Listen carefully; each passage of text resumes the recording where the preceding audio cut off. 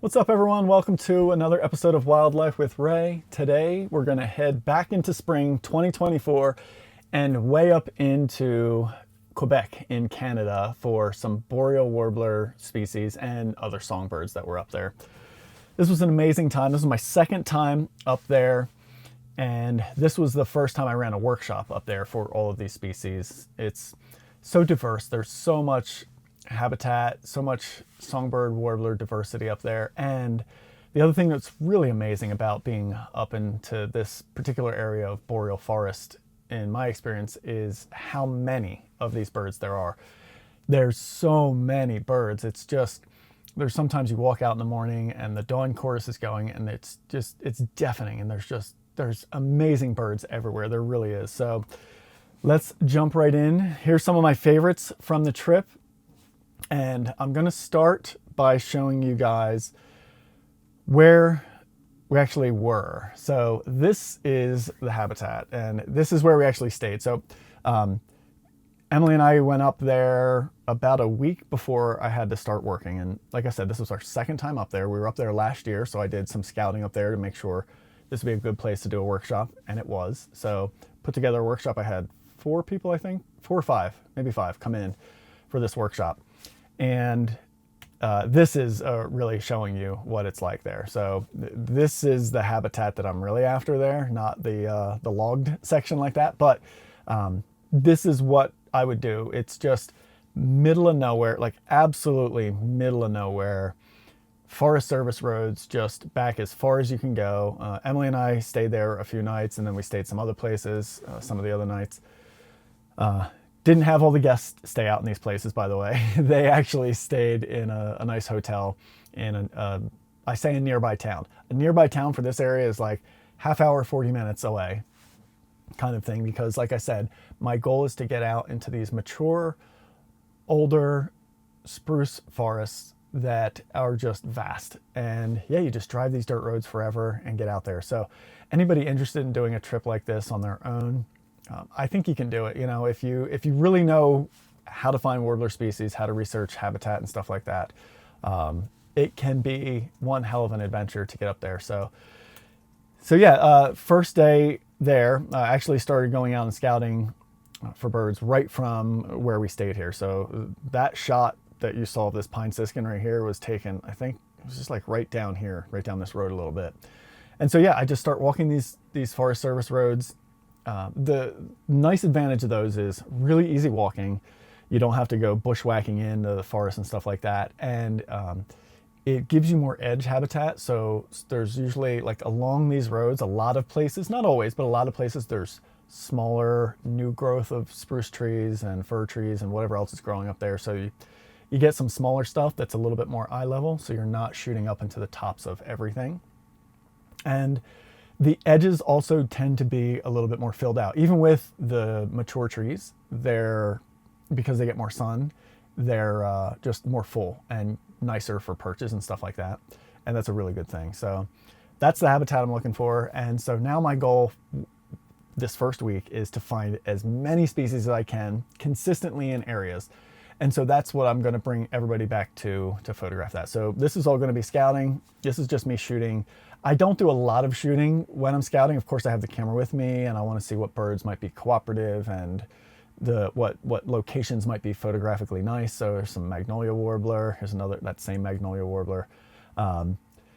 So I am shooting, but I'm not spending a lot of time with birds. So when I go back for the workshop, or if I was there photographing for myself and not trying to just find as much as possible, I would spend a lot more time with some of these birds than I would during the scouting time. So in the beginning with scouting, you're not going to see maybe the best photos, but you know, I do my best. Here's a yellow rump warbler up there, and I love the spruce. Black-throated green on the spruce. Most of the time when I'm shooting for myself, I'm shooting the 100 to 400 because I want to have the flexibility to do a portrait like this at 400 mil, and then also to zoom out and show a little bit more of the habitat like this, 135 millimeter for this black-throated green. Cape May warbler, this was one of the main target species. So I certainly had a list of high-level target species. So Cape May warbler, bay-breasted warbler were kind of like the top 2. These are the boreal species that While they do migrate through the United States, they don't breed there, or in very, very small pockets. So I should clarify that. There are some areas, and I've seen them in some of these areas in the States, but they're tough to find. Up here, they're just all over the place when you're in the right habitat. And so that's a big part of figuring out. So this was day one scouting, and what you're seeing so far is what I photographed. So I did get a bay-breasted warbler that morning as well. Boreal chickadee, I think, right? Is that? Yeah, boreal chickadee. Pine siskins were all over this one spot, and then weirdly, I almost never saw them again. So like it was just this one area. I guess must have been really good food for them, and we heard them a few different places when I had the clients come in. But I don't think we ever got any really good opportunities with the pine siskins. Tennessee warbler everywhere up there. You can't get away from them. Probably the most numerous bird I hear up there. Certainly not the most numerous I see. They're tough to see, but they're all over the place. And magnolia is a stunner, definitely a high priority target for me up there. And then this was another unexpected one. The pine siskins and the evening grosbeak were unexpected. This is I think a female, I think it's a female. Scouting light, just documenting it. And a lot of the times I'm taking photos of these birds so that I have the GPS coordinates of where they were, because I'm using the Z9. That I always have the GPS turned on. So that way I know where I can go back to photograph them. So even when they're in crappy light like this, sometimes I'll take a shot. Another bay-breasted warbler. I don't know if these are all same day now. This was almost 7-8 months ago, something like that. So the days are a little bit of a blur for me, but if I'm not mistaken, this was all first day. This might have been second day in another area. There's really not a lot to say about where I went. My research before I went there the first time was to get myself in the middle of nowhere. That's really what I was after. And then I just rely on my own knowledge and researching individual species habitat to be able to find that habitat out in these very vast areas of wilderness. My goal is to not, so I don't use eBird to research almost any of these.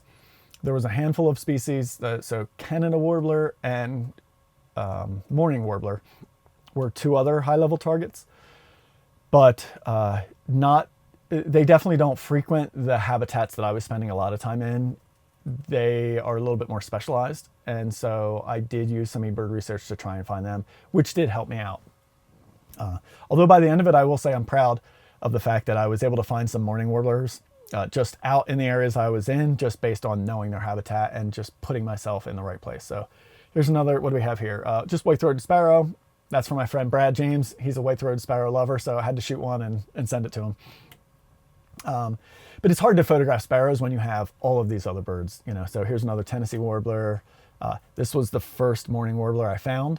I found 4 or 5 of them up there in many different areas, like far away from each other, and sometimes we're talking, you're driving hours to other places to try and get stuff. Saw a few rough grouse this year, which was really cool. Northern Parola, classic bird in the States, but man, talk about a wide ranging species. All the way, I photographed these guys down in Florida and South Carolina, and then all the way up to Quebec like this, and everywhere in between. So pretty cool to see them all over the East Coast like that. But they're tiny and they're stunning. And so, the other thing is I'm looking for, in all this scouting, beautiful places to photograph these birds. So here we got Philadelphia vireo, northern water thrush. This was pretty cool. So this was, who knows what day 3, 4, something like that. Emily and I were staying alongside of this river, and this is, there was tree swallows flying around there, and it came over to there's this open grommet on the cover on our mountain bikes, and it just was looking in there to see if it could nest. It came back multiple times, and Emily saw it happening, so she pointed it out to me. So I went out and tried to photograph it, which was really fun. So here I did a little bit wider so you could kind of see like what this thing was doing. But he obviously was not going to nest in there because we didn't stay that long. But it was really funny to see this behavior. And I just opened the side door and just peeked out and got the shot like that. Magnolia warbler, going for a little bit more of an area effect here. And you can see I went positive 1 1/3 exposure compensation to kind of just go with that lighter look overall, which I thought looked really good. And especially, you're going to see a lot more experimentation in my scouting phase, because I'm just, if I do get an opportunity, I can just shoot it however I want. Whereas when I'm with my clients, like, their number one priority, it's not really for me to get some good shots, you know. So I love the ability to try and do something like this, light, more painterly feeling, and I'm actually really a big fan of the shot. I like it a lot. And then do something like this, a little bit darker, dramatic, you know, perched on the spruce, black background, bird popping out a little bit more like that. Here's one of the stars of the show as well, the Cape May warbler. There's just a classic, clean portrait of one. Absolutely nothing wrong with taking some of those, right? They're a beautiful, stunning bird, that's for sure. This guy was really nice out on some more leafy stuff instead of the spruce, feeding there. Black-throated blue. I had this opportunity by myself, could never get a great opportunity for my clients when it showed up. So that's certainly a frustrating thing that can happen. I think we got some shots of that species, but never anything. Like this guy was just out in the open on this really fun, you know, perch, singing away. I was able to shoot, 340, then 400 millimeter and 200 millimeter and back to 400 millimeter and just get a ton of variety on this guy. He was super friendly. And I took my group back there and we heard him. And I think we even saw him, but he was just like mid-height, just staying far away, just wouldn't come out and put on a show like this. So anyway, yeah, the scouting stuff is fun. You know, I'm definitely always trying to do some diverse stuff, trying to incorporate just the natural habitat all the time. My goal most of the time is to not have just a plain bird on a stick, but, you know, have some of this kind of framing stuff in the background and foreground, like with this lovely Blackburnian warbler. Here you go, shooting through some stuff, getting them out on some of these. You know, the spring growth is just popping up there that time of year, which is really, really pretty. So that's a lovely thing. And yeah, it's an absolute blast seeing these birds up in all these amazing places like this. Incredibly close-up shot with this northern parula. He was super friendly. And then really wide angle, diverse stuff like this with, I think this is Tennessee warbler and just, in some harsh light there. But I was trying to incorporate these birch trees in the background. I thought they kind of made for like an interesting habitat shot, you know. Just this guy hung out consistently out over this bog and would just, you know, fly around, he'd grabbing insects on the wing out there, which was really, really neat. So, you know, you just pull up, and a lot of the times my scouting was done by bike. So I'd get on my mountain bike and just ride these dirt roads for a really long period of time. But yeah, here we go, another northern parula, and then found another morning warbler. I think this is the first one I found that I ended up taking my group back to that was really good. I didn't get great shots of him, but I could see potential there and the area, and so that's why I ended up bringing the group back there. And I tried to get them a morning warbler, which we saw in another spot where we were getting other stuff, but those birds ended up being not cooperative, so we ended up coming back to this guy, and I'll show you the great shots we got later, which he did put on a show for us, which was wonderful. Another ruffed grouse I saw. I tried to get him drumming, and I did, but I just, right when he drummed, he lifted up, and then this branch caught him right through the head, and so ruined my shot, so I deleted that. I don't have it anymore, but it was amazing. I was able to like kind of sneak down into the forest and get with him there. This bay-breasted was really, really nice. Again, this is another great example of a bird that I got an amazing shot of while scouting, and then went back to him with the group and just nothing. Because like, look at this guy. He was just bouncing on all kinds of stuff out on these open branches singing. And then he went on this thing, this like dead birch stump kind of thing, and just sang out. Beautiful green background. Back to finding another morning warbler. And so, by the way, you're seeing all the edited stuff. You're not seeing all the junk. This is, you know, this is a culled set of images, and they're all color corrected to look nice. This was the third morning warbler I found. And this was out where I was shooting a lot. In fact, down the road, not too far from this guy, maybe a 10-minute drive down the same dirt road, Forest Service Road, as this guy. And then I found this morning warbler. So I thought I could take my group back there, but he never paid off. Then I went to a whole other park. It was kind of more of, this one was one of the few times we actually went into a little bit more of an urban environment. This was like a city park. Tons of wilderness there and natural, like plenty of natural space, but surrounded by urban.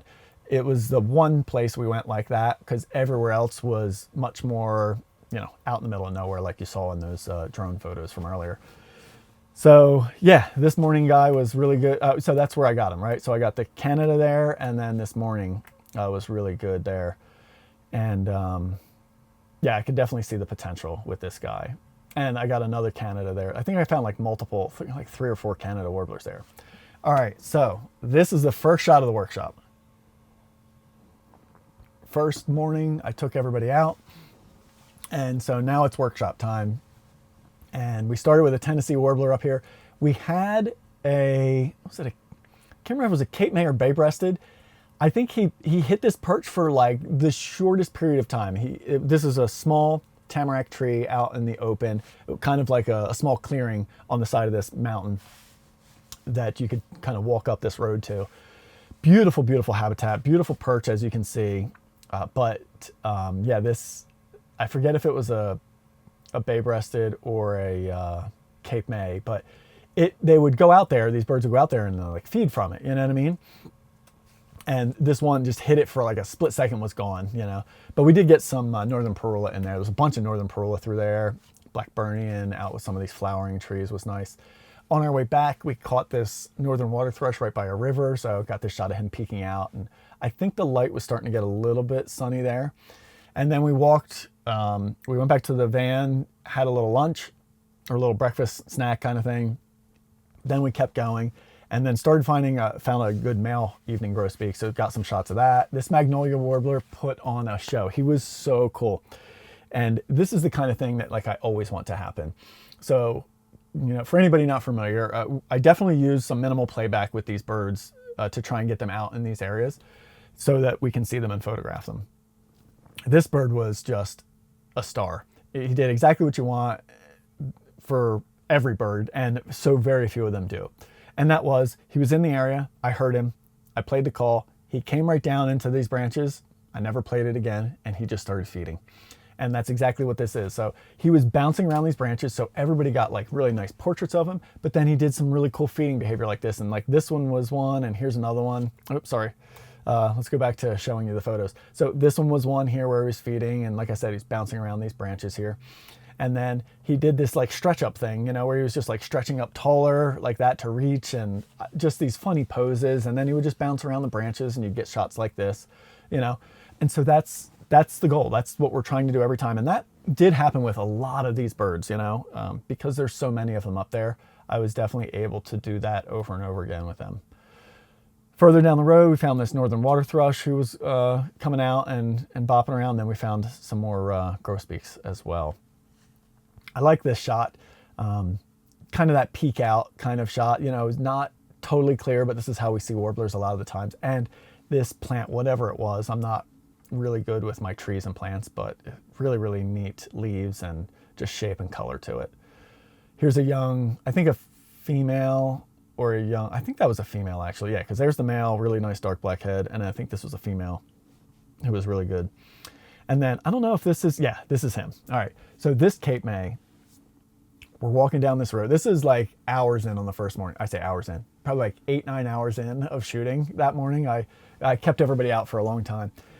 We come across this Cape May. He's up a little bit mid-height in some trees, but the area we were on, the dirt road was elevated. There was a big slope, and so we were shooting kind of eye level with him there. And he was the most friendly bird I think we had the entire trip. So it's me and 5 other people. So there's 6 of us all around this bird. And we started further away, and then I noticed he's just chilling, just barely moving. So I'm like, hey, everybody, let's move in a little. Hey, everybody, let's move in a little bit. And this is probably, I'm going to guess, this is probably uncropped. Yeah, barely cropped, right? So there's straight out of camera crop on this bird. So got that close at 400 millimeter. Mind you, most everybody else had longer focal lengths. And then he comes out on this branch and just starts sitting there and hanging out, right? And this is one I shot a little bit more zoomed out, but everybody else was like getting in like these nice frame filling things with this clean background. And this bird just sat there and it just didn't move. It stayed there for like 10 minutes. I forget, we came up with a name for it because it was like such a friendly Cape May warbler that we were like referencing the entire rest of the trip. It was really funny. But the beauty of this is it was in and out of sun. So we had some cloud cover, I think, for this one. But some of the times I would find a place where we were on the side of a big mountain and you were on the shadow side of it. So you could just get that open soft light that we were looking for. Next morning, black and white, had some chestnut sided we were starting to mix in. So this was some different habitat, ovenbird, Magnolia, I love this kind of stuff, shooting through a lot of layers. That's definitely my style of shooting and darkening the image. We had a northern parula that was really, really friendly. Another ovenbird. These guys were challenging, but we managed to get some shots of them. Some more bay-breasted. This guy was really good. Love the textures back here. Just really like trying to do that kind of stuff and playing with those trees back there, you know. Chestnut-sided again, and then this was, you know, I think this was maybe day 3. Back in this park for the morning warbler. We went there specifically for this guy. We walked in, tried a few things along the way, didn't have much luck.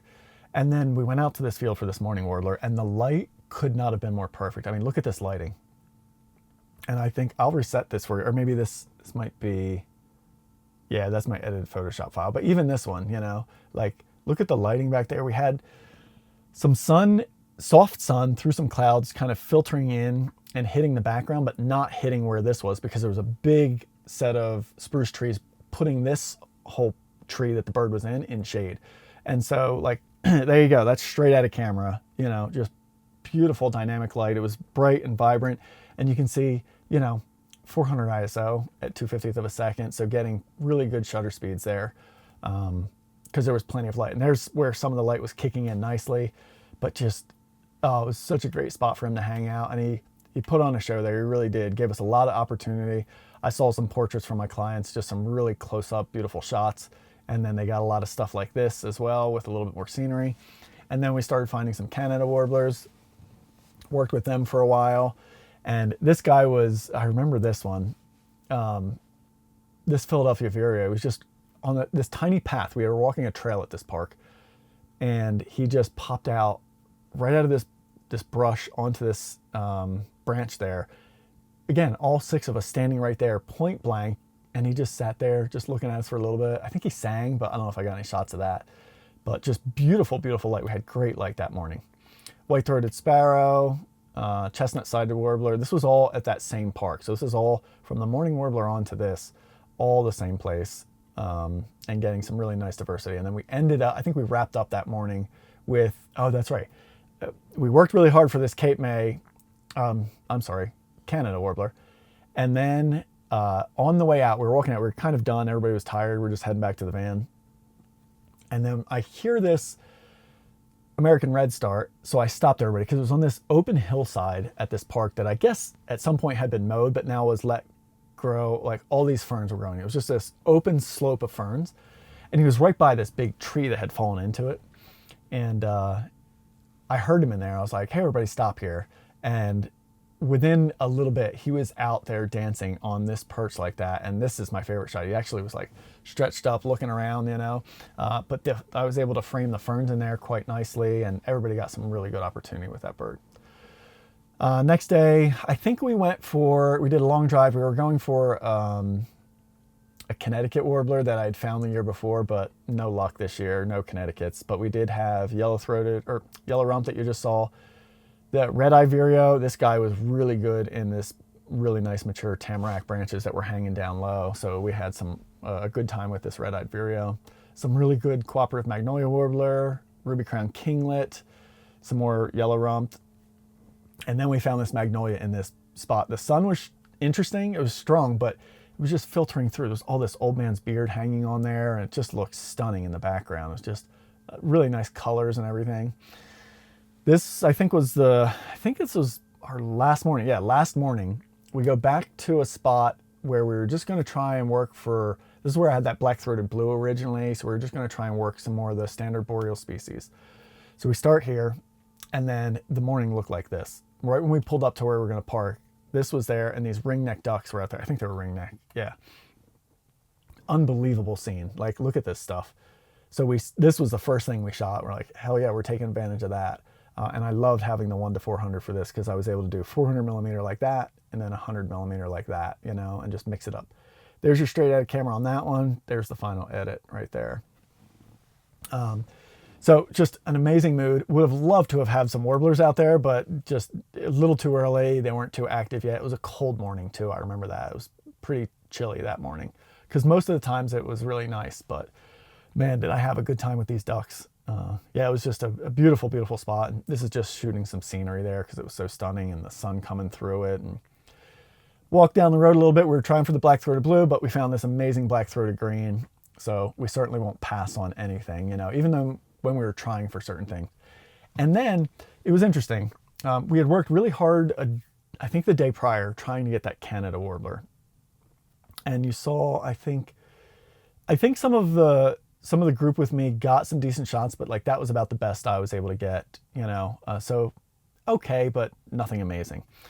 So that last day, we're working with this black-throated green, and then I hear a Canada in this area. Never heard one before. I had scouted this spot a bunch. I had shot this location a bunch of times. Never once heard a Canada there. Hear this Canada, and then we ended up working with him, and he put on a great show. He was out on these open perches, and this is one of my favorite shots of him. But check this out. It was really tough. It was a very small window of opportunity because it was sunny. And so look, this is a straight out of camera shot there. The sun was blasting all around these other areas, but this was the one area that was kind of in shade there. And so I ended up cropping in tight like that and just going vertical to kind of get it nice soft light. But he nestled in there quite nicely. So that was a nice surprise. And then we go back to the first place we started, because that's where we had seen a good number of bay-breasted and Cape Mays. Park, I hear this bay-breasted singing. This is one of those days where it was full sun, no clouds helping us out. And by this time in the morning, it's a little bit later, so the sun is harsh. We don't want to be shooting in the sun at all because the light would be horrible, as you saw, like what we're trying to deal with here. So it was already harsh here. Then we did a, 20-minute, half-hour drive to this spot. But thanks to spruce trees being so thick and dense when they're healthy, this bird was in just this nice pocket of shade. And this was just like that magnolia in the beginning. He was bouncing around mid-height, singing. I could hear him. I played the call once. He came down into this area and then just fed. And in fact, I don't know if I kept any of the shots. There you go. Yeah, you can see he's got some like this little stuff. This is like some of the spruce stuff, but you could see stuff from him feeding, and he was just doing it so much in there.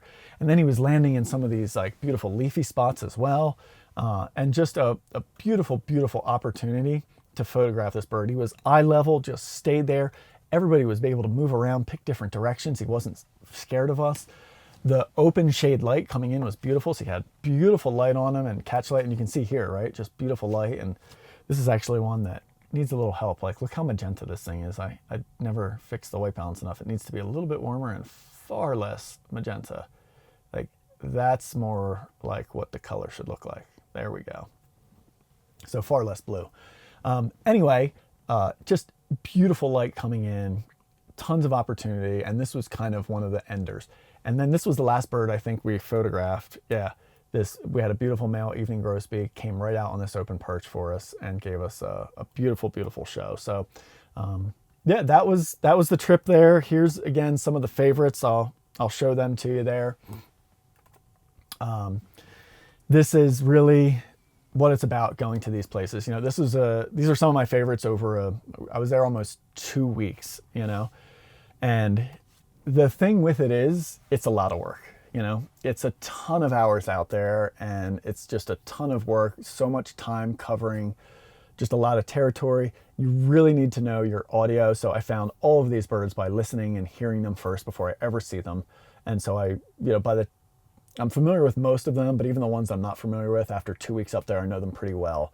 So I could hear them in the morning and even throughout the day. And then it's a matter of learning the habitat for those ones that are a little bit more specialized, you know. So for like example, the mourning warbler and these Canada warblers that you would think up in Canada would be easy to find all over the place, not so much. But I will say, even for the bay-breasted and Cape May, they are all over the place when you are in their habitat up there like that. But it's specific habitat. It's not just everywhere in the forest. You have to go to the right chunk of forest to find them. And once you learn that out, to me, it's so fulfilling to spend the time learning about these birds and really kind of engrossing yourself in, where does this individual like to live in the spring and feed and nest, and what do they feed on, and what trees did they like to be around, and that sort of thing. And then you figure it out and you learn it, and then go try to find that. Not using eBird at all, guys, mind you. I should say, other than the one time I tried to find that mourning warbler in Canada in the park. Every other one, like all the other mourning warblers I found, were just based on learning their habitat and understanding they like second growth near the edge of, mature forest and stuff like that. And then once I read that, I thought in my head, oh, the year prior and in the past few days in these areas, I've seen some of that habitat. And then sure enough, drive to that habitat first thing in the morning, listen, and there you go. Morning warbler singing, just like that. Like, what a fulfilling thing to do. It's really, really just amazing. And I love being out in these beautiful wilderness places like this and immersing myself in it. And then getting to walk away with photos like this of these incredible species of birds. So that was my time up there. I hope you guys enjoyed this one. I'll see you on the next one.